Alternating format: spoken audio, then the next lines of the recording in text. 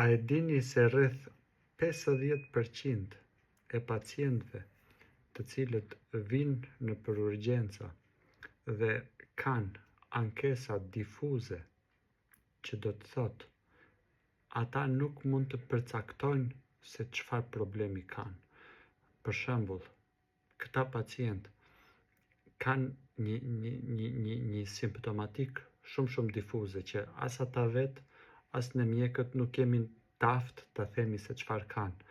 Po them, ata fillojnë me dhimbje koke, marrje mendsh, mpirje koke, mpirje gjysmë e kokës, zhurmë në vesh, miza te buza, miza te krahët, mpirje krahësh, dhimbje gjoksi, mbajtje fryme, dhimbje barku, probleme me jashtëqitjen, probleme me urinim, dhimbje këmbësh, pa fuqi. Këto janë simptoma difuze.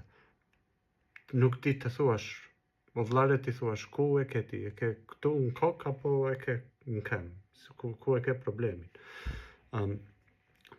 Sigurisht ka dhe raste që kanë një sëmundje të vërtet, nuk po them, ka shumë sëmundje që shkaktojnë ankesa të tilla difuze, por mendohet se 50% e këtyre që vinë me këto ankesa kanë një problem psikologjik, psikiatrik. Po them, ankthi, depresioni, pra këta pacient e somatizojnë, e somatizojnë problemin e tyre psikik. Për shembull, ata vojnë nga ankthi, ose po them në rastin më të rënd depresioni. Shumë pacient, po them, shumë të rinj kanë frikë nga sëmundje të rënda, për shembull infarkti në tru, tromboza, sëmundje të rënda neurodegenerative, kanë parë një familjar që e ka këtë sëmundje dhe kanë vetë frikë dhe i stimulojnë pak këto gjërat. Për fat keq, trupi për shkak të ankthit i ndjen ato shqetësimet njësoj sikur ta ketë vërtet sëmundjen, por këto nuk objektivohen. Për shembull, një pacient që më thot ka mbajtje fryme, unë e besoj gjithmonë që ka mbajtje fryme, ai e ndjen, pacienti e ndjen simptomin, mbajtjen e frymës.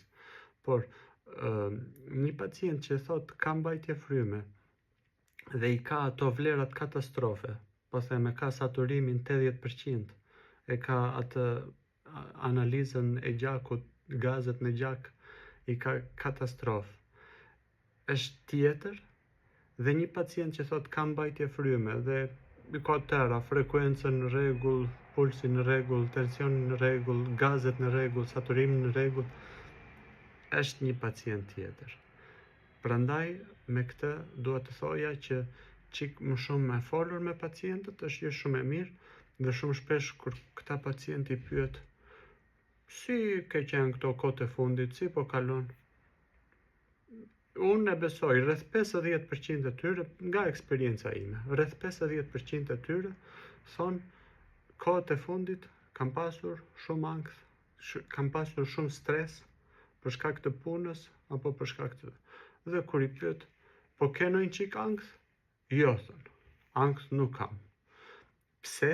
Sepse këta pacient janë akoma në atë rashin, janë në fazën akute, janë në atë që quhet fight or flight response, pra janë me një armik që është në fakt i padukshëm, me atë problemin që kanë, i cili është në fakt i padukshëm, janë akoma duke luftuar brenda për brenda, dhe pacienti nuk e ndjen atë tensionin e brendshëm që i është grumbulluar. Kur kalon ai stresi i madh, kur bie në qetësi pacienti, e kupton për fat keq dhe i fillojnë shumë shpesh këto shenjat. Pra, çik më fokus në shëndetin mendor.